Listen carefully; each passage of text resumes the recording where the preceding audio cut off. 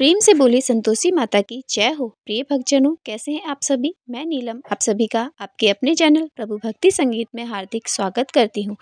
आज की वीडियो में हम संतोषी माता की व्रत कथा का रसपान करेंगे। तो आइए हम सुनते हैं संतोषी माता व्रत कथा। एक गांव में एक बुढ़िया रहती थी जिनके 7 बेटे थे। 6 बेटे कमाने वाले थे लेकिन एक बेटा निकम्मा था। बुढ़िया माई 6 पुत्रों का जूठा 7वें पुत्र को देती थी।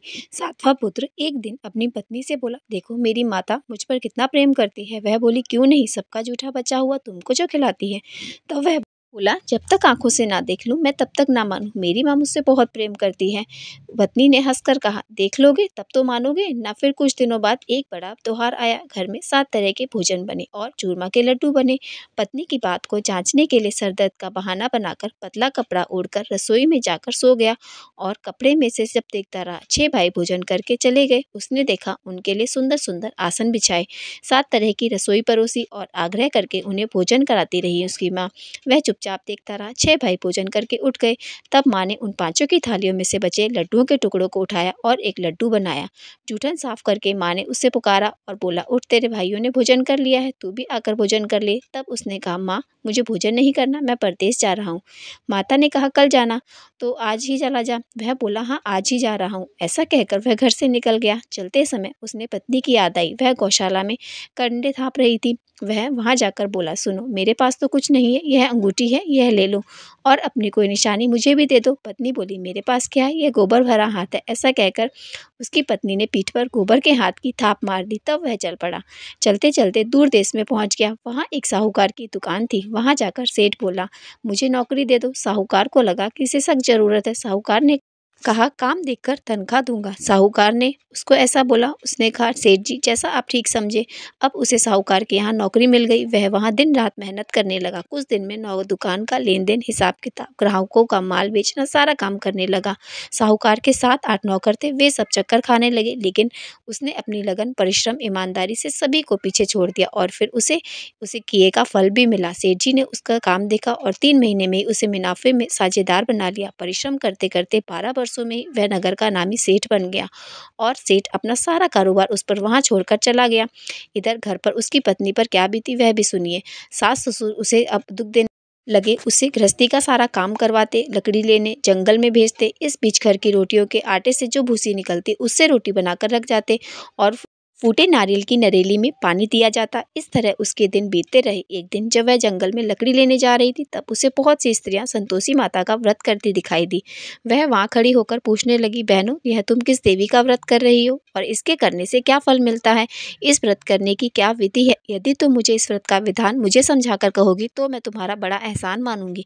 उनमें से एक स्त्री बोली, सुनो यह संतोषी माता का व्रत है। इसके करने से निर्धनता, दरिद्रता का नाश होता है, लक्ष्मी आती है, मन की चिंताएं दूर होती हैं, मन को प्रसन्नता और शांति मिलती है और जिसे पुत्र ना प्राप्त हो पुत्र मिलता है, पति बाहर गया हो तो शीघ्र घर लौट आता है, कुंवारी कन्या को मनपसंद वर मिलता है, चला मुकदमा खत्म हो जाता है, कलेश ग्रह की स्थिति हो तो सुख शांति आती है, घर में धन जमा हो धन जायदाद का लाभ होता है और भी जो कुछ मन में हो सब कामनाएं संतोषी माता की कृपा से पूरी हो जाती हैं।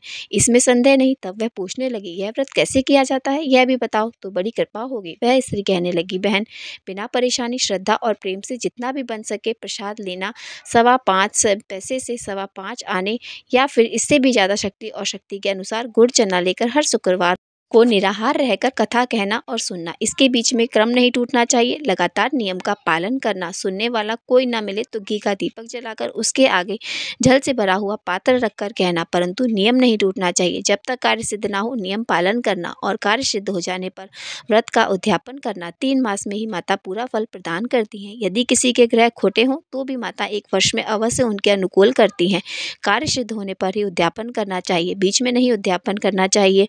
और 2.5 सेर आटे का खाजा और इसी अनुसार खीर और चने का साग बनाना। 8 बच्चों को भोजन कराना। जहाँ तक मिले देवर, जेठ, भाई, बंधु, कुटुंब के लड़के लेना, ना मिले तो रिश्तेदारों और पड़ोसी के लड़कों को बुलवा लेना। उन्हें भोजन कराकर यथाशक्ति दक्षिणा देना। माता का नियम पूरा करके ध्यान करना। उस दिन घर में कोई खटाई न खाए।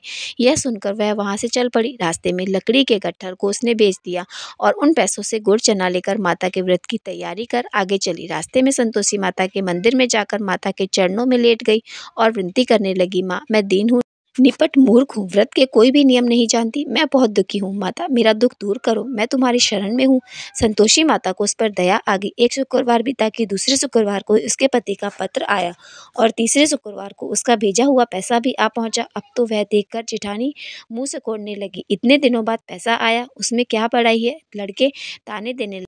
काकी के पास तो पत्र आने लगा, रुपए आने लगा। अब तो काकी की खूब खातिर पड़ेगी और अब तो काकी बुलाने से भी नहीं बोलेगी। बेचारी सरलता से कहती कि भैया पत्र आए, रुपया आए तो हम सबके लिए ही तो अच्छा है। ऐसा कहकर आंखों में आंसू भरकर संतोषी माता के व्रत में जाकर वह मातेश्वरी के चरणों में गिरकर रोने लगी। और माँ, मैंने तुमसे पैसा तो नहीं मांगा, मुझे पैसे से क्या, मुझे तो अपने सुहाग से काम है। माँ, मैं तो अपने स्वामी के दर्शन और सेवा मांगती हूँ। तब माता ने प्रसन्न होकर कहा, जा बेटी, तेरा स्वामी भी जल्दी आ जाएगा। यह सुनकर खुशी से बावली होकर वह घर आकर काम करने लगी। अब संतोषी माता विचार करने लगी, इस भोली वाली पुत्री से मैंने कह तो दिया तेरा पति शीघ्र घर आएगा, कहाँ से लेकर आऊँ।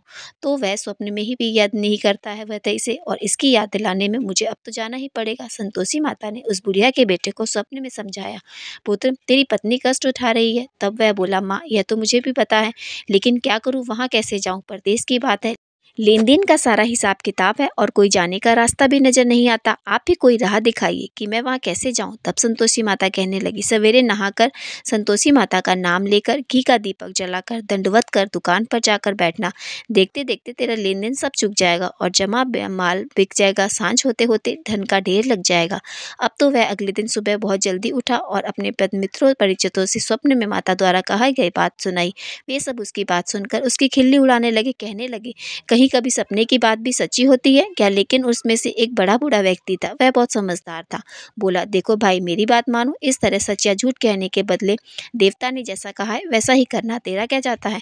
अब बूढ़े व्यक्ति की बात मानकर नहा धोकर उसने संतोषी माता को प्रणाम किया, घी का दीपक जलाया, दुकान में जाकर बैठा और संतोषी माता ने कहा वैसा ही किया। शाम तक धन का ढेर लग गया। वह हैरान हो गया। मन में संतोषी माता का नाम लेकर प्रसन्न होकर घर जाने के लिए गहने, कपड़े, सामान खरीदे। सब काम से निपट कर वह घर को रवाना हुआ। उधर उसकी पत्नी जंगल में लकड़ी लेने गई थी। लौटते समय थक जाने के कारण संतोषी माता के मंदिर में विश्राम करने बैठ गई। वह तो उसका रोज रुकने का स्थान था। तब धूल उड़ती देखकर उसने संतोषी माता से पूछा, माते, यह धूल कैसी उड़ रही है।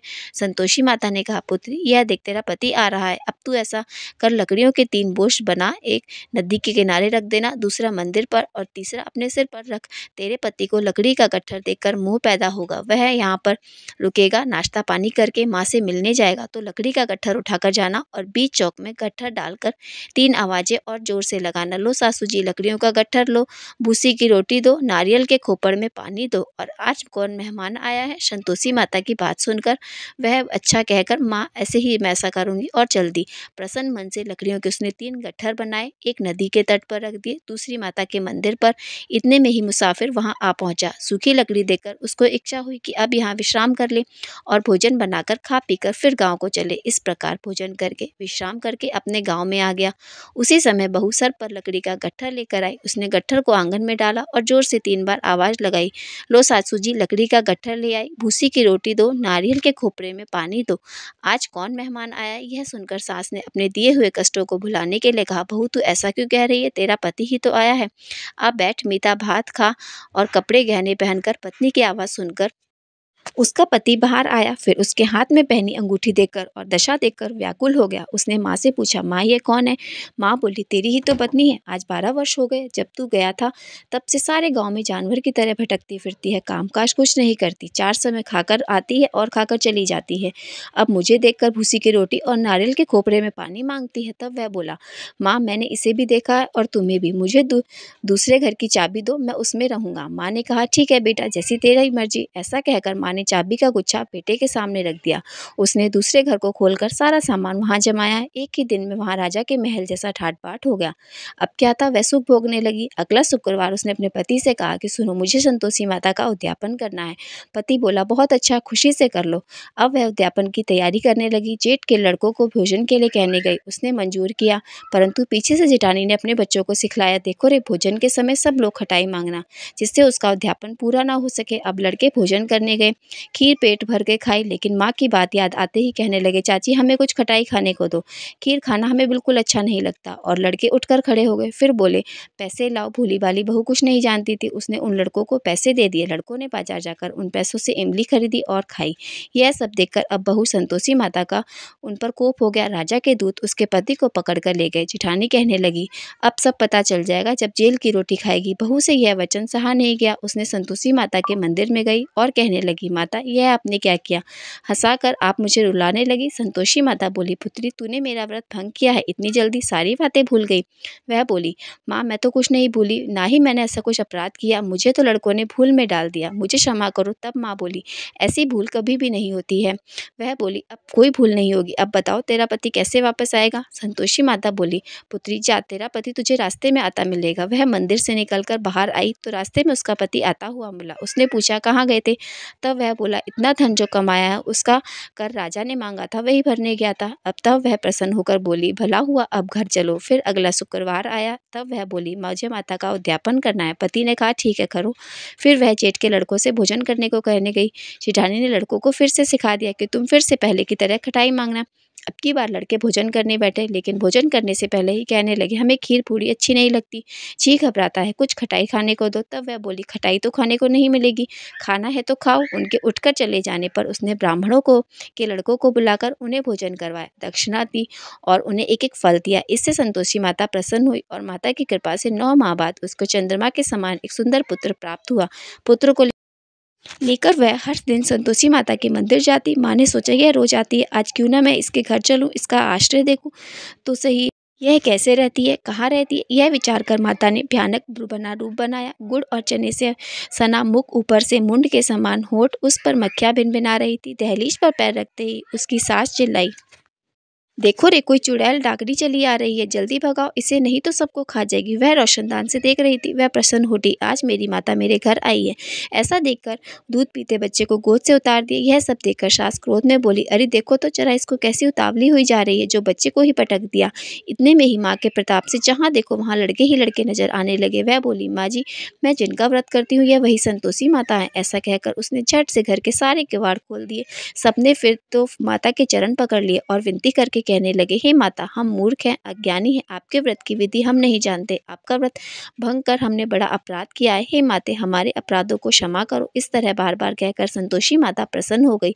इसके बाद उसकी सास कहने लगी, हे संतोषी माता आपने बहू को जैसा फल दिया वैसे सबको देना, जो यह कथा सुने पढ़े या उसके सभी मनोरथों को पूरा करना। प्रेम से बोले संतोषी माता की जय हो।